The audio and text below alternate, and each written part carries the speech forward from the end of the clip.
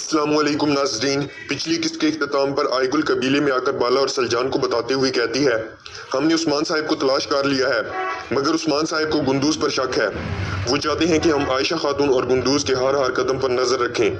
اس قسط کے آغاز میں ملن خاتون سوغوت میں پہنچ کر شیخ ادیبالی سے کہتی ہے، شیخ محترم، سوغوت کے لوگوں کو بیدار کرنا ہوگا۔ عثمان صاحب چاہتے ہیں کہ آپ کو اجتماع منعقد کروا کر تمام لوگوں کو جمع کریں، وزیر کو بھی دعوت دیں اور یہ ظاہر کروائیں کہ آپ اس کے تابع ہیں۔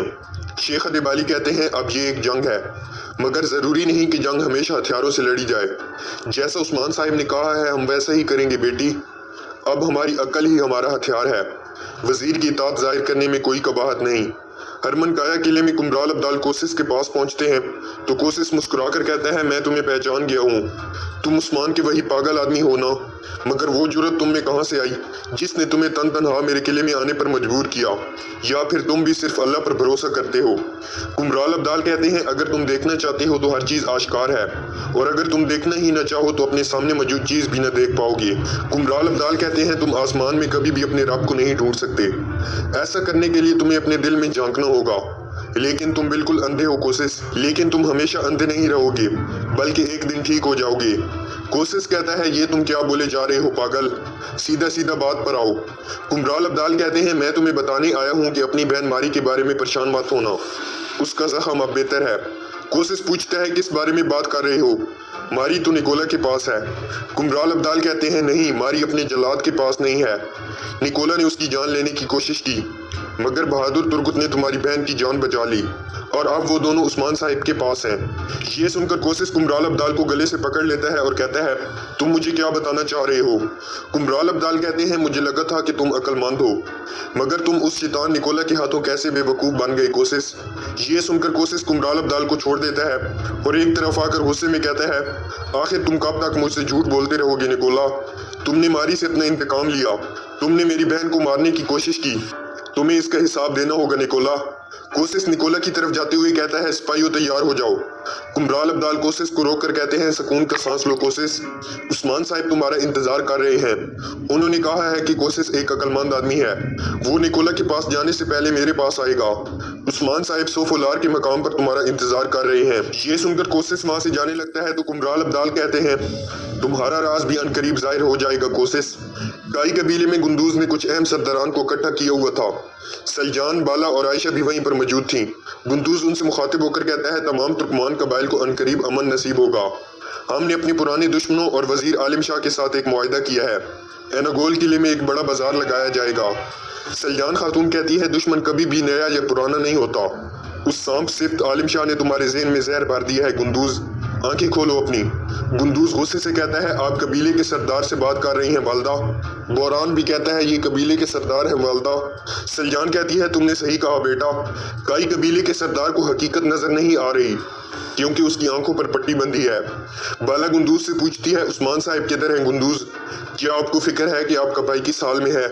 گندوز کہتا ہے، اپنی حد میں رہیں بالا خاتون، میں آپ کا دل نہیں توڑنا چاہتا، لیکن آپ لوگوں کے سامنے کائی قبیلے کا سردار بیٹھا ہے اور یہاں ہم لوگ کائی قبیلے کے مستقبل پر بات کر رہے ہیں۔ مختصر یہ کہ عالم شاہ کے ساتھ کیا گیا معاہدہ ہمارے شہریوں کی تمام مشکلات کو حل کر دے گا۔ استاد داؤد آہستہ آواز میں کہتے ہیں، آپ کو ابھی تک تجارت اور وزیر کی پڑی ہے، جبکہ ہمارے سردار اور سپاہی غائب ہیں۔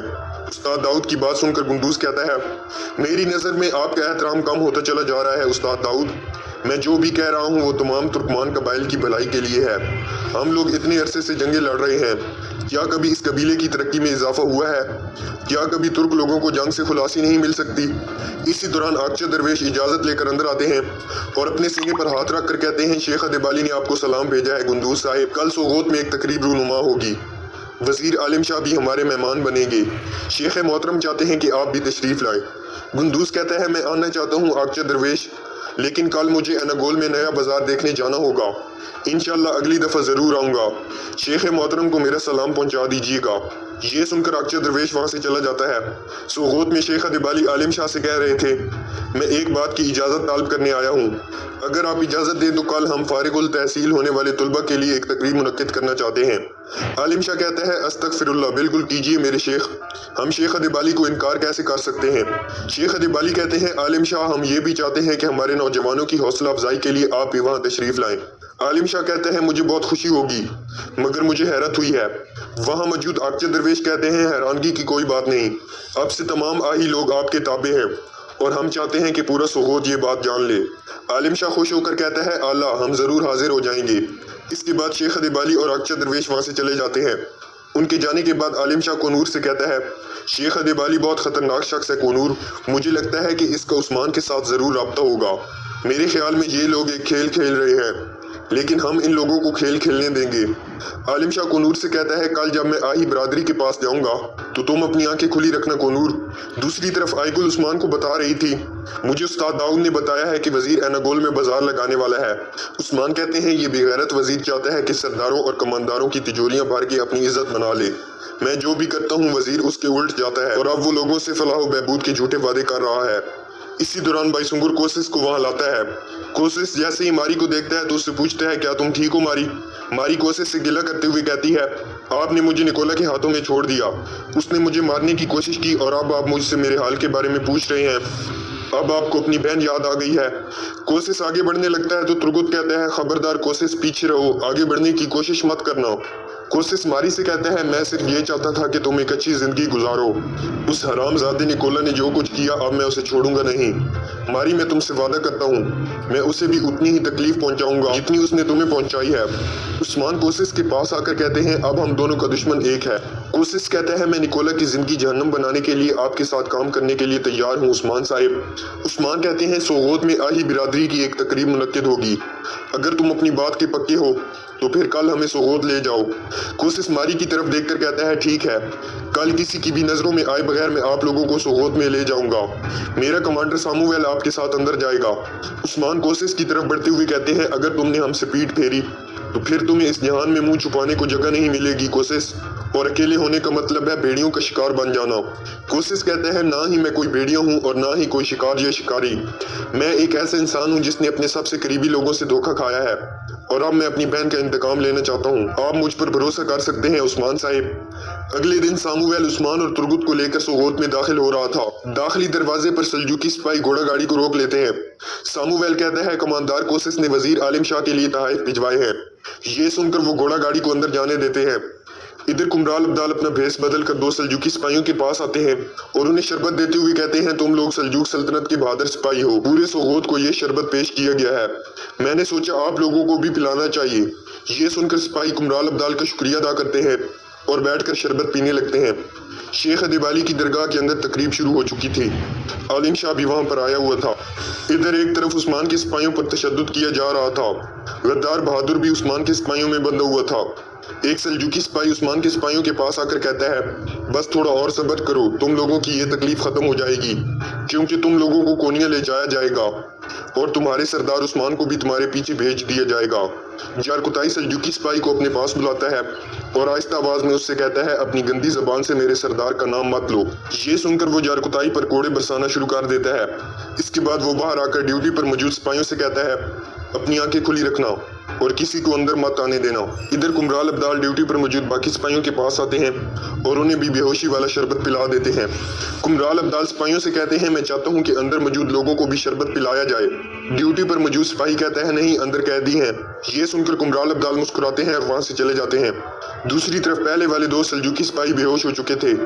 ترگت اور کوتان وہاں آتے ہیں اور بے ہوش سپاہیوں کو اٹھا کر وہاں سے لے جاتے ہیں۔ اس کے بعد کمرال ابدال عثمان اور باقی لوگوں کو بھی وہاں پر لاتا ہے جہاں پر عثمان کے سپاہیوں کو قید میں رکھا گیا تھا۔ کمرال ابدال کے دیے گئے شربت کی وجہ سے وہ سپاہی بھی بے ہوش ہو چکے تھے۔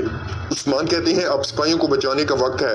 عثمان کے سپاہی باقی سلجوکی سپاہیوں کو بھی وہاں سے اٹھانے لگتے ہیں تو عثمان کمرال ابدال سے کہتے ہیں آپ میرے قیدی سپاہیوں کے لباس گھوڑوں تک لے جائیں۔ یہ کہہ کر عثمان اندر باورچی خانے میں داخل ہو جاتے ہیں اور ایک پردے سے اپنے سپاہیوں کو دیکھنے لگتے ہیں۔ اندر ایک سلجوکی سپاہی بہادر کے ہاتھ کی رسیاں کھول دیتا ہے اور اسے کچھ سونے کے سکے دے کر کہتا ہے سپاہیوں کو کونیا لے جایا جائے گا، اسی لیے تم کچھ عرصے تک غائب رہنا، یہ وزیر عالم شاہ کا حکم ہے۔ یہ سن کر عثمان کے سپاہی بہادر کو غدار غدار کہنا شروع کر دیتے ہیں۔ گپتوگ کہتا ہے غدار زیادہ دیر زندہ نہیں رہتے بہادر۔ اس کے بعد بہادر جیسے ہی وہاں سے جانے لگتا ہے تو عثمان پردہ ہٹا کر اندر آ جاتے ہیں اور پھر بہادر کو ایک زوردار تھپڑ رسید کرتے ہیں۔ یہ دیکھ کر عثمان کے قیدی سپاہی خوش ہو جاتے ہیں جبکہ عثمان کے باقی سپاہی تمام سلجوکی سپاہیوں کو قابو کر لیتے ہیں۔ عثمان بہادر کو منہ سے پکڑ کر اوپر اٹھاتے ہیں اور کہتے ہیں غدار کتے، تم نے قبیلے کی عزت مٹی میں ملا دی، یہ کہہ کر عثمان بہادر پر تھپڑوں کی بارش کر دیتے ہیں۔ عثمان بہادر کو منہ سے پکڑ کر پوچھتے ہیں قبیلے میں موجود غدار تم ہی ہو؟ بہادر کہتا ہے صرف غدار ہی نہیں بلکہ کارائل کو مارنے والا بھی میں ہوں۔ یہ کہہ کر بہادر ہنسنے لگتا ہے جبکہ عثمان اپنے گھوڑے کارائل کو سوچ کر دکھی ہو جاتے ہیں۔ اس کے بعد عثمان اپنی تلوار نکال لیتے ہیں اور غدار بہادر کا گلا کاٹ دیتے ہیں۔ عثمان اپنی تلوار سے قیدی سپاہیوں کی رسیاں کاٹتے ہیں تو وہ سب اللہ کا شکر ادا کرتے ہیں اور عثمان سے گلے ملتے ہیں۔ اس کے بعد وہ جیسے ہی وہاں سے جانے لگتے ہیں تو چاروں طرف سے کافی سارے سلجوقی سپاہی آ جاتے ہیں۔ کنور بھی ایک طرف سے آ جاتا ہے اور عثمان کے سامنے آ کر کہتا ہے خوش آمدید عثمان صاحب۔ عثمان کہتے ہیں بتاؤ کیا تم دوبارہ مجھ پر حملہ کرنے کے لیے آئے ہو؟ کنور اپنے سپاہیوں کو حکم دیتا ہے تو کنور کے سپاہی عثمان کے سپاہیوں پر حملہ کر دیتے ہیں، مگر عثمان کے سپاہی کچھ ہی دیر میں کنور کے سپاہیوں کو قابو کر لیتے ہیں۔ یہ دیکھ کر کنور اپنی تلوار نکالتا ہے اور عثمان پر حملہ کر دیتا ہے، مگر عثمان پہلے ہی وار میں اپنا خنجر کنور کے سینے میں اتار دیتے ہیں اور کہتے ہیں یہ اس نیزے نما تیر کا بدلہ ہے۔ عثمان کنور کو ایک زوردار تھپڑ مارتے ہیں تو کنور نیچے گر جاتا ہے۔ عثمان کہتے ہیں اور یہ تھپڑ میرے سپاہیوں کے لیے ہے۔ کنور بے ہوش ہو جاتا ہے تو عثمان اپنے سپاہیوں سے کہتے ہیں چلو سپاہیوں جانے کا وقت آ گیا ہے۔ یہ کہہ کر عثمان اور اس کے سپاہی وہاں سے باہر کی طرف چلے جاتے ہیں۔ دوسری طرف درگاہ میں تقریب ختم ہوتی ہے تو سب لوگ وہاں سے جانے لگتے ہیں۔ اسی دوران ایک سلجوقی سپاہی عالم شاہ سے آ کر کہتا ہے عثمان سرائے آیا تھا اور اپنے تمام سپاہیوں کو آزاد کروا کر لے گیا۔ یہ سن کر عالم شاہ کو بہت غصہ آتا ہے۔ عالم شاہ شیخ ادیبالی کے پاس آ کر کہتے ہیں محترم مجھے ایک ضروری کام پڑ گیا ہے، اجازت دیں جلد ہی آپ سے دوبارہ ملاقات ہوگی۔ یہ کہہ کر عالم شاہ وہاں سے چلا جاتا ہے۔ ادھر عثمان اور اس کے سپاہی سوغوز سے نکل کر جنگل میں اپنے گھوڑے دوڑا رہے تھے۔ ایک جگہ پر پہنچ کر وہ رک جاتے ہیں اور گفتوگ عثمان سے پوچھتا ہے ہم کہاں جا رہے ہیں حضور؟ عثمان کہتے ہیں ہماری منزل اینگول ہے۔ یہ کہہ کر وہ دوبارہ اپنے گھوڑے وہاں سے دوڑا دیتے ہیں۔